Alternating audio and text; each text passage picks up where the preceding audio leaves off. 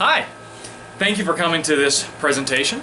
I'm Duncan Pelley. I'm an Associate Professor of Entrepreneurship at McMurray University. I'm also the Director of the Center for Free Enterprise and Entrepreneurship and Director of International Business Programs.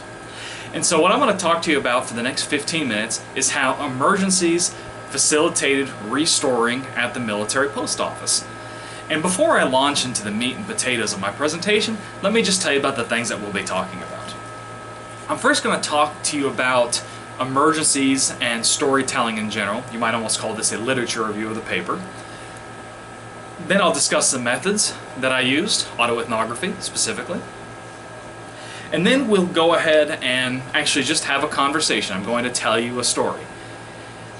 So there is a fair amount of literature on emergencies, right? And normally we think of an emergency as something that can result in the loss of life, limb, or eyesight, or the threat of losing life, limb, or eyesight.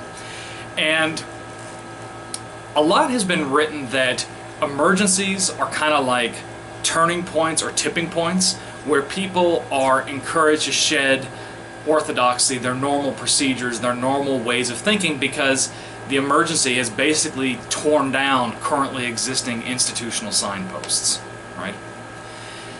So that's been done a lot. But what I want to talk about in this paper, and one of the contributions, is this idea of a prosaic emergency, right? And a prosaic emergency is one that threatens routines, and it's a communicated emergency. In other words, if someone can create through a good story this sense of emergency, people may react in the same way as they would if it were a real emergency. So it's kind of a function of storytelling. And in this particular paper, we look at how prosaic emergencies were used as tools for restoring. In other words, I co-constructed a narrative with my stakeholders, and in the process, we kind of redefined our own hegemonic narratives. And that's the effect of a prosaic emergency. You'll hear more about why this was a story of prosaic emergencies as opposed to, more traditional emergencies as I get into the story. Now, the methodology that I use in this paper is autoethnography. Autoethnography is an embodied methodological praxis that uses the self to explore relationships with the other and whole. And I chose autoethnography because I'm describing experiences where I was actually an active participant, and I'm describing these experiences post hoc. So I'm looking back and describing what actually happened. I use a specific form of autoethnography called the layered account autoethnography. And the layers of the autoethnography consist of storytelling vignettes, where I'm just telling you what happened, and I'm writing it based upon diary entries. I've drawn up some of my old emails, my field notes, etc. And I'm just telling you exactly how the story was. I use very colorful language in my writing as well to reflect the way that I was at that time. And then I use theoretical vignettes that provide kind of a post hoc theoretical explanation of what I've observed. So let's go ahead and talk a little bit about the story. So the title of this paper is How Emergencies Facilitated Restoring at the Military Post Office. So let's talk a little bit about the setting itself before I tell you more about the restoring process. These events took place in December of, I guess it was 2009, when I was a postal platoon leader in the Republic of Korea. And you're probably thinking, like, postal platoon leader, what's that? Well, what I ran was a military post office. Now, most people don't realize this, but there's actually two postal systems in the U.S. There's the USPS, United States Postal Service. That's the one you normally think of. That's the one that delivers your mail when you go to the post office. That's where you go for that kind of stuff, etc. And then there's the military post office. The military post office is used on overseas military bases, so like U.S. military bases in Italy, Germany, Iraq, Afghanistan, Korea, etc. And it's also the postal system that's used at U.S. embassies overseas. So like, let's say you're looking at the U.S. embassy, or it's also used by consulates overseas, like a U.S. embassy or U.S. consulate, let's say in, I don't know, Indonesia, for example. They would have a military post office there, even though it's part of the State Department. It's just kind of that same system. And so kind of a neat thing with the military post office is that all of the different geographical locations are assigned zip codes that correspond to airports in the United States. So for example, if you are deployed at an embassy or on a military base like in Iraq, Afghanistan, or somewhere in Europe or Africa, you get a zip code that corresponds to JFK Airport in New York City. If you are at an embassy, or as far as I know there's no military bases in South or Latin America, but if you were, at least at the embassies or the consulates, you would get a zip code that corresponds to one of the airports in Florida. And if you're in Asia Pacific, so China, Korea, Australia, etc., you would get a zip code that corresponds to part of San Francisco Airport. So for example, when you would mail stuff from Korea, like I had family in San Diego at the time, so if I mailed a gift to my mom, it didn't cost like it would cost to go from Korea all the way to San Diego. It cost what it would cost to go from San Francisco Airport to San Diego. That's kind of a hidden benefit there. So this is the military post office. And the structure of the military post office was also very unusual. So first of all, it's not what we would associate as a post office with a civilian post office. It's a little different. It's more like a regional mail distribution center. So mail would come from San Francisco Airport. It would go to what was called Gimpo Airport, which was a secondary airport outside Seoul. At Gimpo Airport, they would sort the mail for distribution to 4 military post offices that covered the entire Korean peninsula. So mine was Area 3. Area 3 consisted of Camp Humphreys, which is the largest military base in Korea right now. And it also serviced a couple of units at Suwon Air Force Base. That was a Korean Air Force base that had a couple of U.S. military units there. And also a small base in Wonju, which, as far as I understand, is now closed. So we serviced all of the units and all of the personnel at those 3 locations. So we would get the mail that would come in on trucks from Gimpo Airport, and then we would sort the mail and distribute it to what were called unit mail rooms. Unit mail rooms would be the equivalent of your local post office or your local postal carrier. So we would give the mail to the unit mail rooms, and then they would turn around and hand it to the customer. Now, there's another peculiarity of the military post office in Korea that really made my job very difficult. I actually had 2 chains of command. So yes, I wore a military uniform and I was a lieutenant. And I technically worked for a postal company commander. She was a captain. But she worked on Yongsan Garrison, which was in Seoul. That was a 2-hour bus ride away. And she really didn't know anything about the postal stuff. She just didn't know anything. Now if I needed help with a soldier's promotion or something that was strictly military, then she was actually quite helpful. But if I needed advice like, hey, how do I fill out this form or something like that, she really had no idea. And I didn't deal with her on anything that came to postal affairs. It was just strictly military administrative stuff. Then there was a second chain of command that I worked for. And there was a guy who was a GS-15. GS-15 is Federal Civil Service. It's like the equivalent of a full colonel. And he was known as the Deputy G1 for Postal Affairs. So in other words, it was the G1 for the entire Korean Peninsula, or the Chief of Personnel or Human Resources for the entire Korean Peninsula, and then he was like her deputy just for postal stuff. And so I really answered to him for kind of postal technical stuff. So if I didn't know how to do something, or there was an issue with maybe someone breaking the law handling the mail, that actually went to him, this GS-15, not my company commander. And so it's a little bit of a weird structure. So yes, technically I wear a uniform and I'm a lieutenant, but I also answer, I'm more like an employee for the U.S. Postal Service. So this is kind of weird. To further complicate matters, on Camp Humphreys, as well as the other 2 bases I serviced in Area 3, there was no direct relationship to any sort of a military chain of command.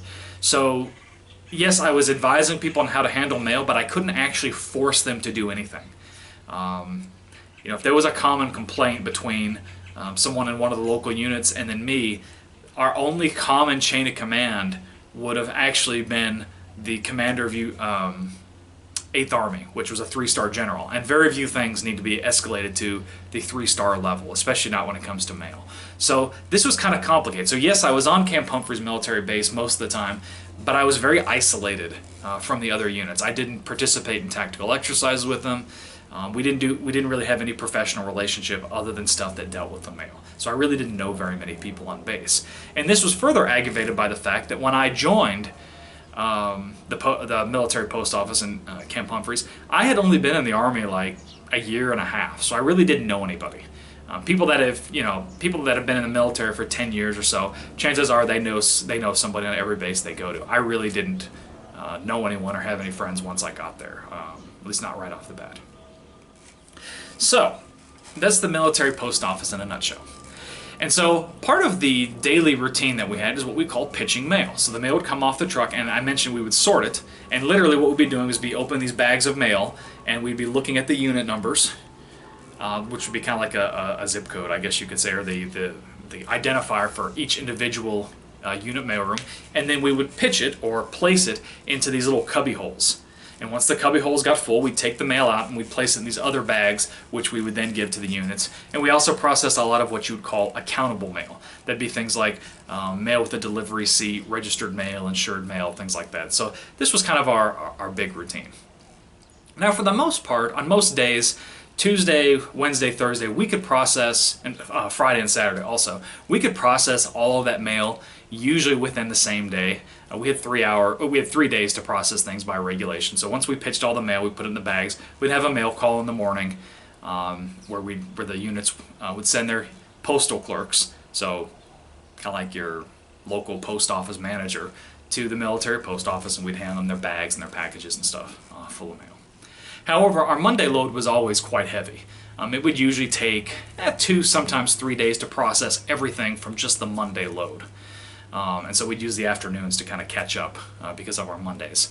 And you think about why Monday loads are so heavy. You've got to remember people are dropping off stuff at in the little mailboxes that you see around base or etc. On Saturdays and Sundays, and so the mail would just kind of pile up. And so it was October, and instead of the usual full mail truck, we had like a mail truck and a quarter, like quite a bit more mail. So I was like, wow, this is like really a lot. It's going to take a little bit longer to process this. Like, what's going on? And I noticed all throughout October, like the amount of mail started increasing a lot, and it was becoming harder and harder to catch up. So I had a civil servant that worked at the post office. He was retired Air Force, but he had transitioned to being a military post office employee. And I said, hey, what's going on? He said, oh yeah, this is the holiday mail surge. I said, what's the holiday mail surge? He said, well, you know how a lot of people send packages to their loved ones during the holidays, because there's gift giving? Well, a lot more people than normal actually send packages to their loved ones because we're all in Korea and they feel sorry for us and they want us to have a nice holiday. So you have a huge surge in mail. And I said, well, how big is this surge going to be, do you think? He said, well, sometimes it's 10 to 15 times our regular Monday amount. I said, 10 to 15 times? I said, there's no way we're going to get this done. He said, yeah, it hasn't been, mail hasn't been delivered once on time in the 15 years that he'd heard of. And sometimes it would be as long as the end of February to kind of catch up on all this mail processing. He even said sometimes the mail would stack up so much in the military post office distribution floor that it would start creating fire hazards because you couldn't get around. And I looked at him like, dude, why didn't you say anything? Like, why could you have not told me that? They said, it was outside the purview of my 40-hour week, and they kind of laughed and walked off. I thought, well, this is crazy. Like, what do I do? I didn't even know. And the mail just kept getting, like, worse and worse and worse, and we kept falling further and further behind. We went from working, 4 to 6 hours of mail processing and then a couple hours extra for doing, military stuff to, working full 12-hour shifts and still not getting it all done because I only had like 25 people working under me.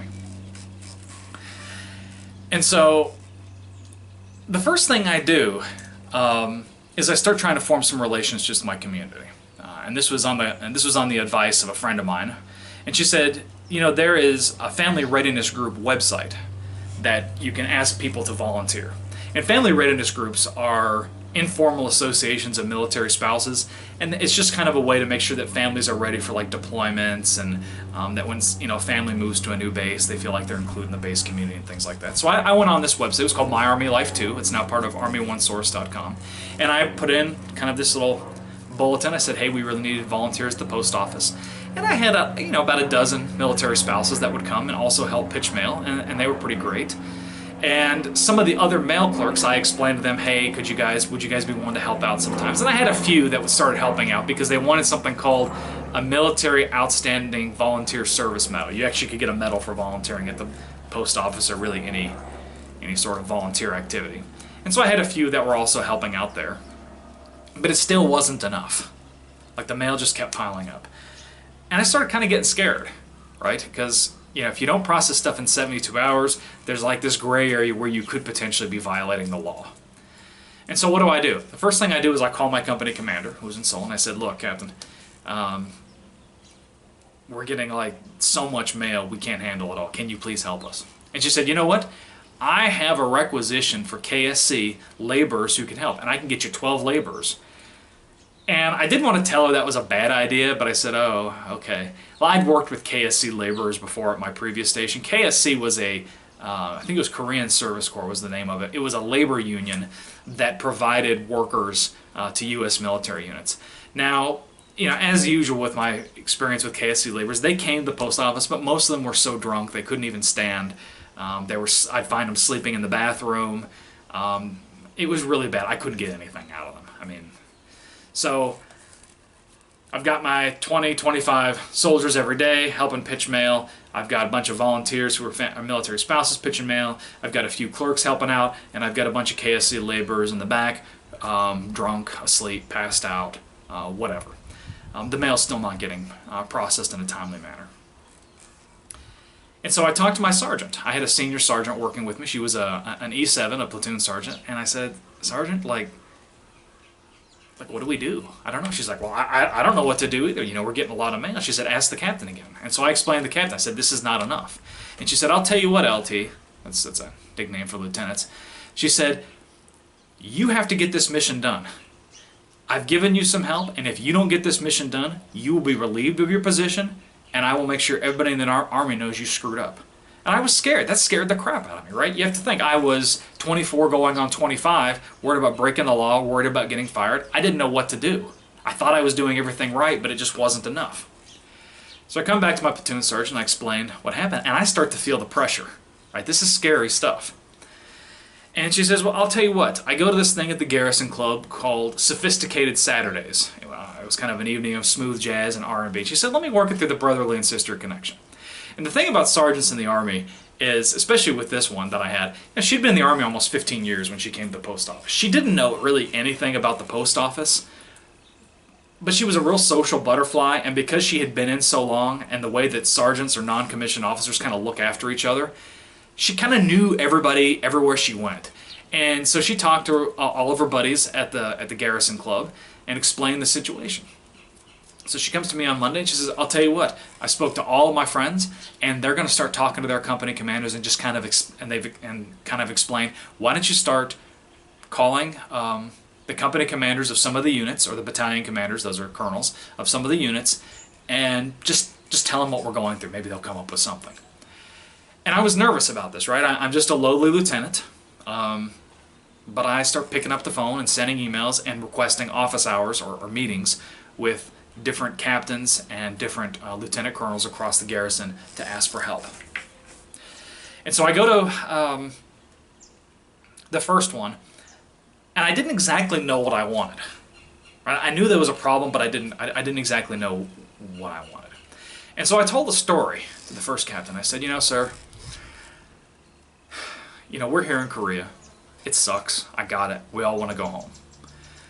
But I just want you to think for a second about how great your holidays were maybe when you were a child, 7, 8 years old at Christmas time. And you think about the things that you associate with those holidays. I said, you think about coming together as a community. You think about a feeling of the holiday spirit. And most importantly, as a young child, you think about the importance of getting your presents under the Christmas tree. And he says, yeah, okay, what's your point? I said, you know, we are in danger of not having that happen this year because we can't process the mail. And I found out it hasn't happened even once in 15 years. I said, I don't want that to happen. Do you? And I remember the captain said, my God, think of all those screaming children at Christmas time and think of all of those angry spouses. He's like, this is really serious. And he said, well, I'll tell you what. My operations tempo, or on the holidays kind of reduces. I don't have nearly as much work. We don't have a lot of missions. He said, you know, I've got some of your colleagues and who are human resources people. A lot of them have postal training. What if I just assign them to go kind of help you out?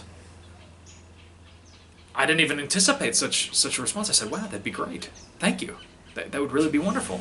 So the first captain actually winds up sending the postal clerks that we normally worked with, and some of the other people at the in the Human Resources office who also had postal training. So they kind of start helping out, and of course I had to fill out some forms to make sure they could handle the mail, but that wasn't a big deal, right?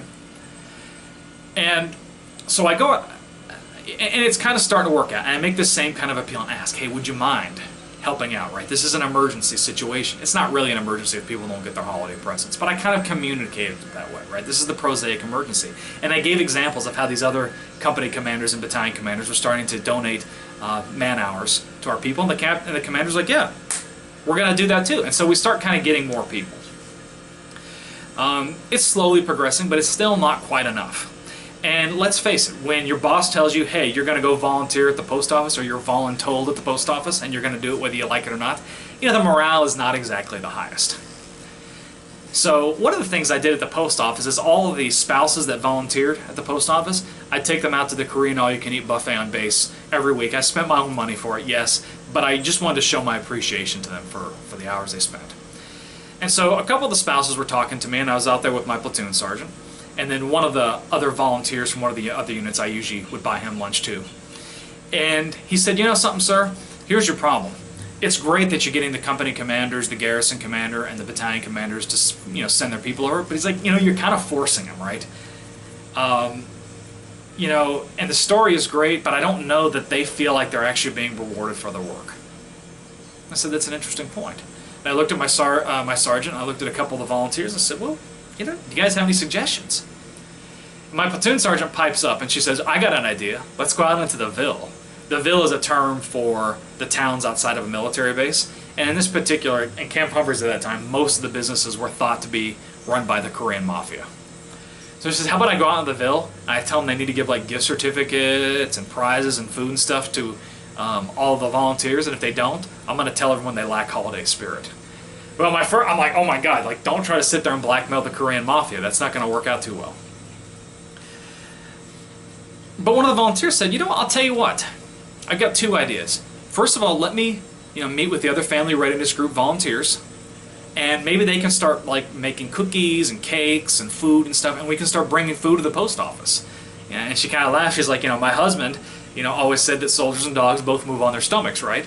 And so I thought that was kind of funny, and I said, yeah, that sounds like a really good idea. And then she said, you know, I've got a girlfriend that works at the exchange, and maybe she's got some ideas too. Let me call her and make sure it's okay for you to give her a call, and we'll kind of take it from there.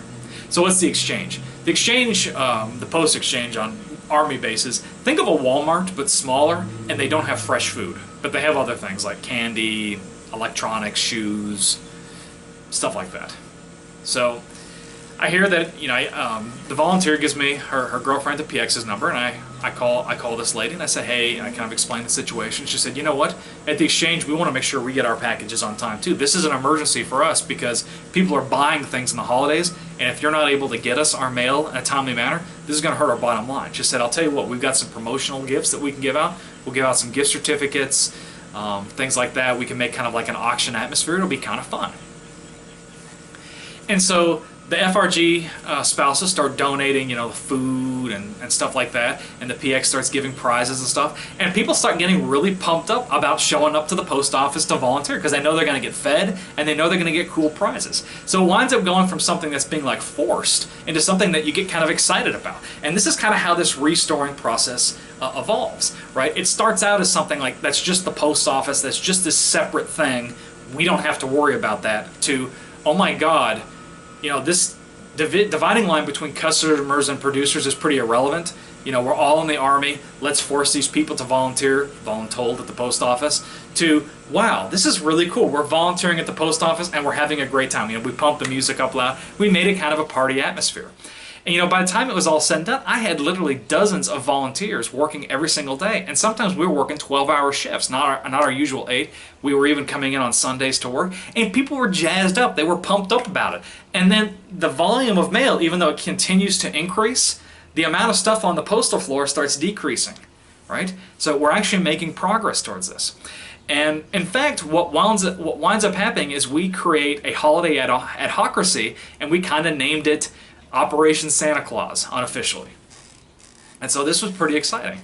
Operation Santa Claus was something that changed a dominant narrative because we communicated this sense of emergency. We all wanted to kind of relive those wonderful holiday experiences of the past, and we did that. We created a sense of community. We're in Korea, we were all miserable and we all wanted to go home, but there was a little bit of that holiday spirit that was there because we communicated through an emergency. And something that's really cool, we even took on Christmas Day, we had 2 mail calls. We had trucks come from Gimpo Airport once in the morning and then one more time in the afternoon because there were so many plane loads of mail that were coming in for Christmas. And we had volunteers at both of those mail calls. Everybody that actually put the stuff in the mail on time had packages to their loved ones on time. There were some people that kind of forgot, and the planes would come in later, and we still had a few things all the way through the new year. But nonetheless, anything that was dropped at the post office on time made it into the hands of their intended recipients on time. This is the first time it ever happened in 15 years. Now, I spoke to some friends, and they said, you know what? Operation Santa Claus is still a thing. All these years later, more than a decade later, it's still a thing. And this is where we start talking about, the impact of restoring. Whenever you tell this new story and you form kind of like this adhocracy, this kind of temporary bubble about, customers and producers, that, narrative is no longer relevant. We're all just trying to help each other. That kind of narrative, it kind of pops into the dominant hegemonic narrative, and then it kind of reforms as needed.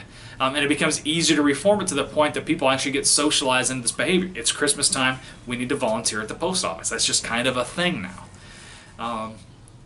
So this was actually a really kind of exciting, feel-good kind of story, and it showed that we came from different unit types, we were at different stages in our career. There were so many things that were different about us, but we were able to put all that aside because the emergency is kind of, even if a prosaic emergency, it's kind of a way to shake people and kind of wake them up, shed kind of rules and regulations in favor of, what is the sense, what is the important thing going on? How do we live the Army values? How do we help each other? How do we become an army of one on one Army team?